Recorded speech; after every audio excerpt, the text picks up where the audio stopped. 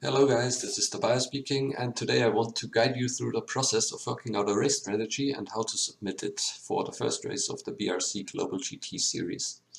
I've prepared the practice results, and you can find a forum post with a link to a YouTube video of the practice session, then a link to these results tables, and an updated link to the strategy submission sheet. First off, please make yourself your own copies of those sheets. Basically, if you want to do calculation inside these sheets with all the data, and also of the new strategy submission sheet, there have been a few fixes, and please use the new version, as I will then get the correct data for you and not have badly formatted stuff to work with. Alright, so I've done my my local copies now, so let's take a look at the data first. So we have come in third place in the practice. Although our driver had a very bad day, it still was quite okay, the performance. I would say we have one outlier here with Howler, more than 2 seconds away from everybody else, but our competition is more in this area. What we can already see is that we have one of the higher fuel consumptions in the pack. We have basically the highest tire wear here in the pack, and I have done one error in the practice session, and I will consider these things when I work out my strategy. So when we take a look at the lap time chart, we can see that Howler is basically through more than half of the race distance. So the race is 45 laps. We have 25 here for the first practice session. Howler is basically all the time faster, and yeah, seems to be a bit slower relatively in the later parts of the race. Chicken Biscuit is very constant. So the yellow line is Chicken Biscuit, and I'm somewhere inside there. Yeah, that one with the spike, that was the error, and the rest is what I've done. So very fast in the beginning, and then degrading a bit faster than the others. When we take a look at the fuel per lap sheet, I can see that my car started with 98 kilograms, so that's the maximum fuel size, that's the fuel full tank, and ended up at 38 liters. Half race distance would be somewhere here, so I have a little less than half of my fuel tank left, which means I cannot come through the race on a single tank. It's not bad because I have tire wear anyway, so I probably need a pit stop. And if you don't know what to do, just make one pit stop, and that should already be better than doing no pit stop. Okay, so I know that I need to do at least one pit stop. I gotta remember that. So then let's jump into the strategy submission sheet and take a look what we can see here. First off, what you need to adjust for each race is this number up here. So now we're doing the first race, so the 1 is okay, but let's say we're moving on to the second race. We enter a 2, and it will automatically adapt the numbers per lap, and here in this on the left side the rain forecast as well, so you don't have to calculate when exactly it's going to rain. It will all do that for you. In order to do that properly, you need to enter your average estimated lap time here, because I have now gone to race 2 where we will have rain. Race 1 will be dry. If I enter different lap time here, if I'm a lot slower, let's say 10 seconds slower, then the rain will move up in this, because I will have less laps done until the rain starts. And you need to consider that to time your pit stops properly. For the first race, it's not so important, as we will not have rain, but I still want to make sure that I enter the correct time here.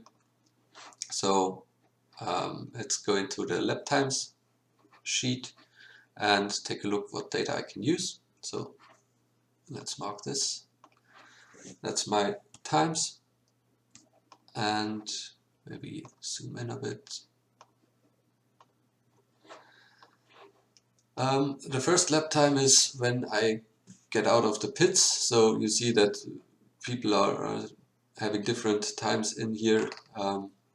Basically alphabetically, they're moving out of the pits in 10 seconds intervals, so the first time does not give me any useful data, so I just remove that. And also I have this one time where I had a major mistake. Yeah, I need to consider that, not to make my average lap time worse than it actually is. And yeah, it seems like I should have been able to do a 1:16 there. So let's add that and then calculate our average. How do we do that? Average.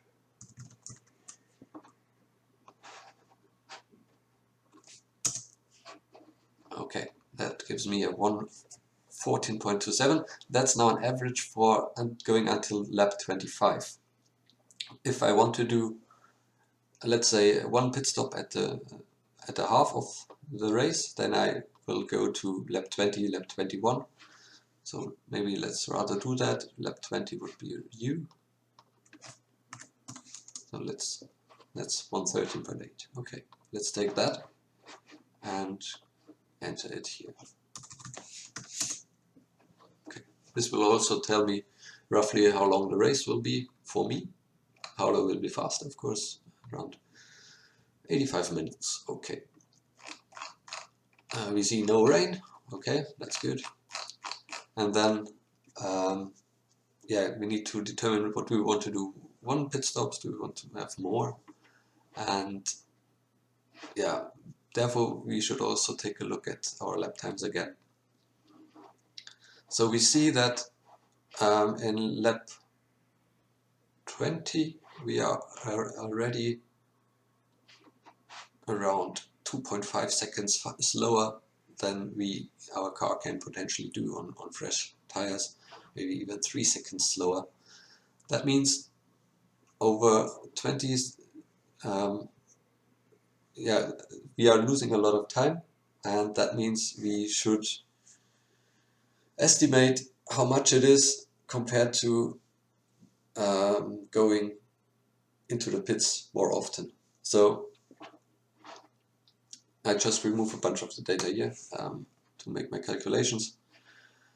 Our two-stopper would be around 22 laps. So I need the sum of that data.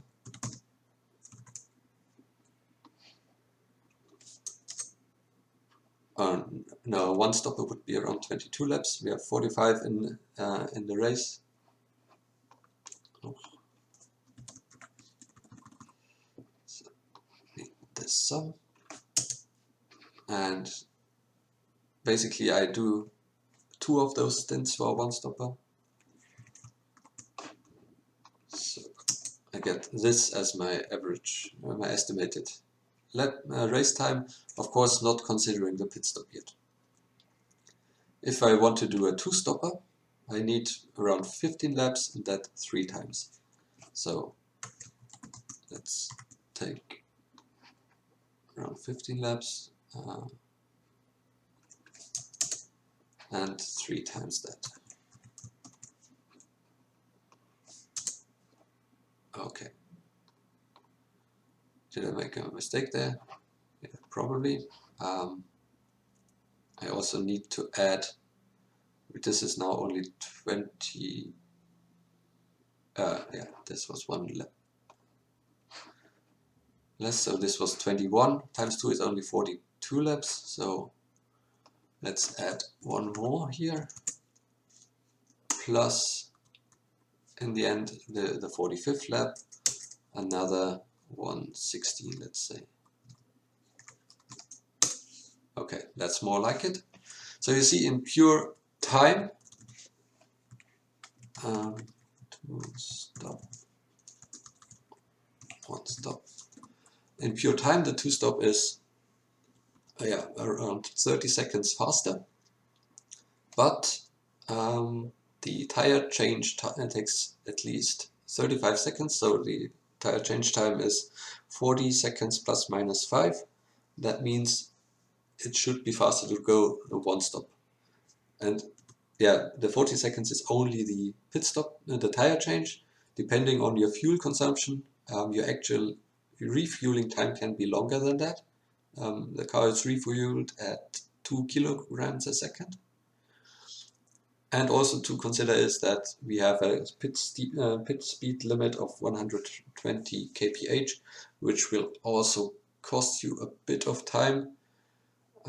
Probably not too much, because the pit lane on the automation track is quite short, and also the cars are going past the pit lane out of a very slow corner and into a very slow corner.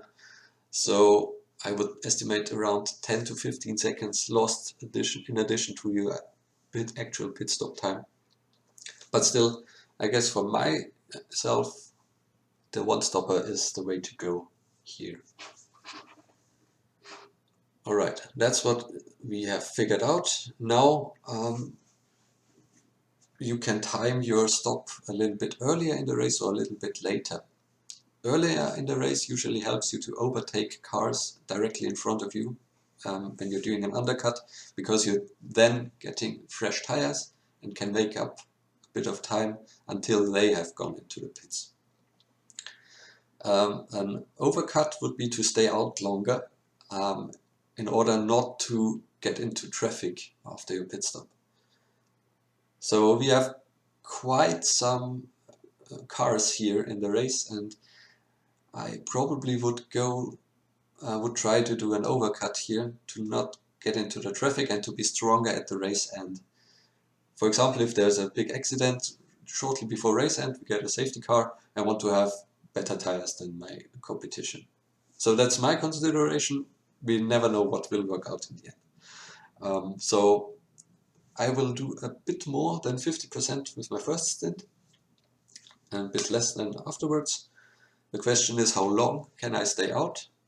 And I will just take a look here at my fuel per lap, or maybe let's go into here.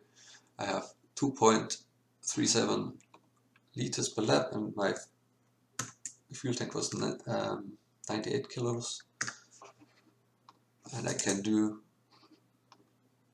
41 laps on a fuel tank. So I can shift my pit stop pretty far back in time, although I don't want to do that, because then I have very bad tires and will lose a lot of time on my bad tires, and also I will carry a lot of fuel in the beginning of the race. So when I want to go after, let's say, 30 of the 45 laps, I would need to refuel for 15 laps. 15 laps times 2.37 is around 30-40 kilos. Divided by 2 kilograms a second, that's around half of the time I need for changing the tires. So I'm definitely not losing more time refueling than changing the tires. That's also important to note for me.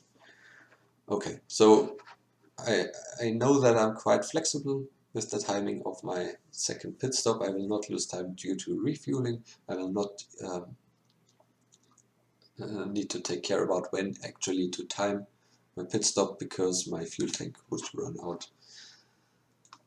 Okay, so what we have then seen is I will do one pit stop. But before that, I want to further explain the left side here. So you see here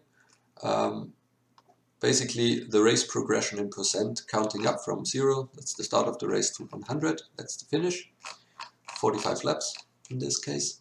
And then you also see, based on your average estimated lap time, how much time has passed until then, and also, depending on the race progression, how many laps have already passed. So one lap is roughly a bit more than 2% of the race. And here in these colors you will see your basically a visualization of what you enter here. So currently we have entered 2 pit stops, and we will see 2 planned pit stops here, one at 30% of the race and one at 65% of the race. That's exactly what's here.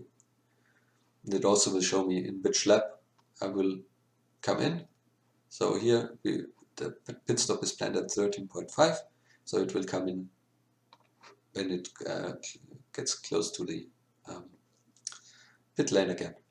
Make sure to have your pit stop a bit earlier than this number, because if your pit stop triggers exactly at 14, you are at the start finish line and you are past the pit lane entry and you will have to do another lap.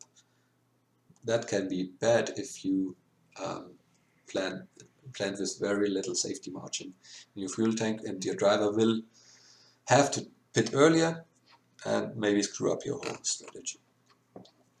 So that's the red marker here. That's the planned pit stop. And then before the pit stop, we have a pit stop window. If things like I just said, running out of fuel happens, if you have a majorly worn tire, if you have a puncture, if you have an accident, and your driver would like to pit earlier because of various thresholds we have set, such as damage threshold and so on, then yeah, if that happens, then it can take that pit stop and make it a bit earlier. So prepone it and still have the planned pit stop fulfilled. So this is basically a safety buffer for unplanned stuff. If your car has a puncture here, it would do a pit stop here and still do the planned one here. This is also important so that your car does not accumulate too much tire wear. If you would replace that pit stop, and then you would be on very, very old tires here, which would maybe be slower than doing it earlier. So that's the one thing. And then we have a safety car reaction window. That's basically telling your driver to prepone a pit stop in case a safety car appears. So if in this time period a safety car comes out, it will do this pit stop earlier. And you can tell also your driver not to pit in a certain range at the start and at the end of the race. At the start, if you're bumping around the other cars and get some damage, maybe you'd rather want to stay out in order not to fall back behind 60 other cars. And also at the very end, this is actually more important, you don't want to go into the pit stops fixing any damage or changing tires again for 2 laps just because you had too much tire wear. You would rather try to stay out and limp home, as it's faster. So you probably don't want to pit at the very end, and you can block that with that column here. So let's insert my data. I want to do 1 pit stop, so now only 1 here is visible, not 2.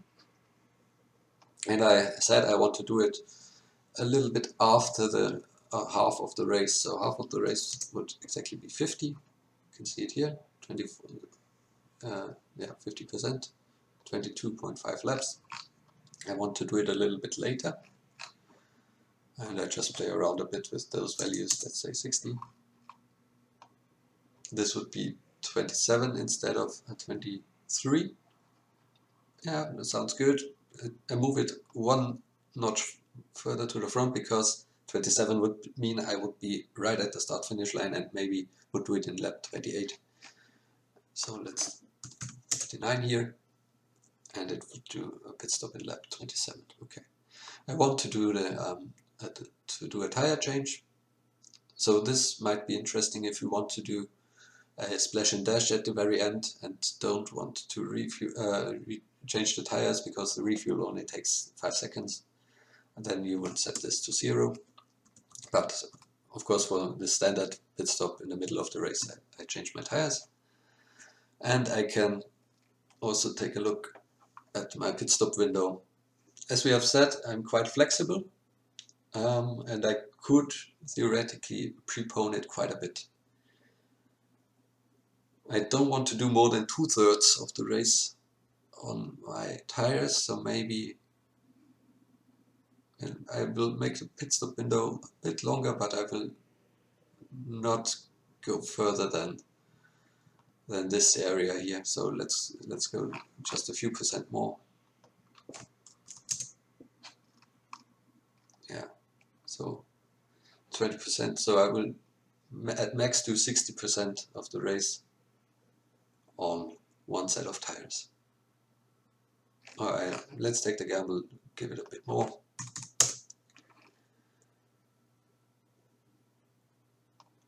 And to get into that lap, one more, and then I'm done. And I will take the safety car reaction window to be the same size. The no pit window at the start.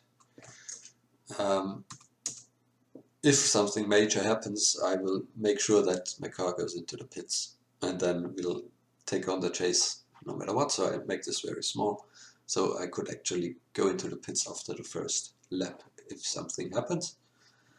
And the no pit window finish, this is also a bit of a gamble. If you have really have a puncture, then it might not be too good to stay out for 2 laps or 3 laps. So I think that's a reasonable size of the pit window. If you have damage, you can usually limp a little bit longer. Let's increase it a bit. So after 85% of the race, I will not go into the pits again. Should be fine. Let's hope not anything goes wrong. The other stuff is not so important. Or the next 5 ones. These are only important for the wet weather races, and I'll probably explain those for the second race. I will do another video for that. Then we can choose our starting tire compound. Also in this case we have a dry race, so we start with slicks, put an S here. Then we have our 2 pit triggers. These are actually important. So when your grip loss exceeds this value, or the tire wear value basically, then you will do an emergency pit stop. And I need to make sure that this is not happening before I actually pit. So let's take a look at the data again. So for me, the important data is the rear axle. This has twice the tire wear than the rest, and I collected 14 of that in 25 laps, which gives me around 0.56 per lap. And I will do how many laps until my first pit stop? 27.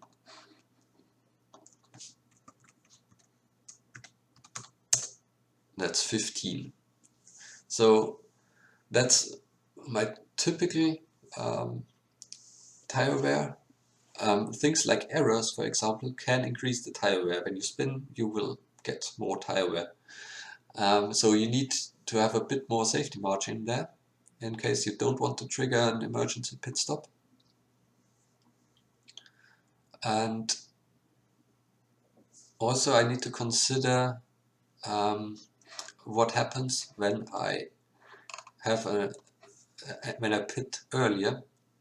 Then I will have to do 45 minus 17 laps equals 28 on a single tire, and I also don't want that to happen. So 20, what did I say, 27 or 28? Let's say 28. That would also be I think I made a mistake there. That's almost the same. 45 minus 17 is 28, right? Okay.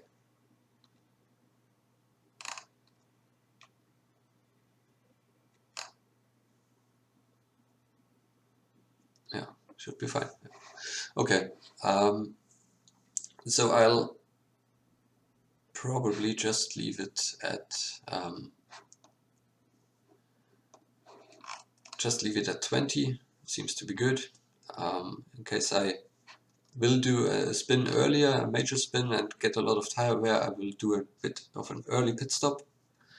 And in case I have to spin very late at the race, I will have my pit stop blocker so that it does not go into the pits just because it's slightly above my tire wear threshold. Okay. And the second trigger is damage on the car.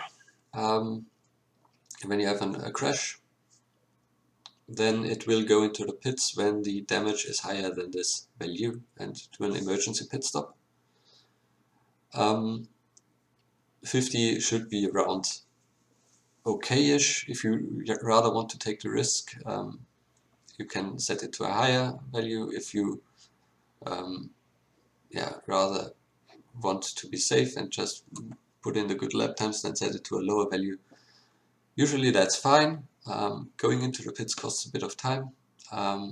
Damage repair costs a bit of time.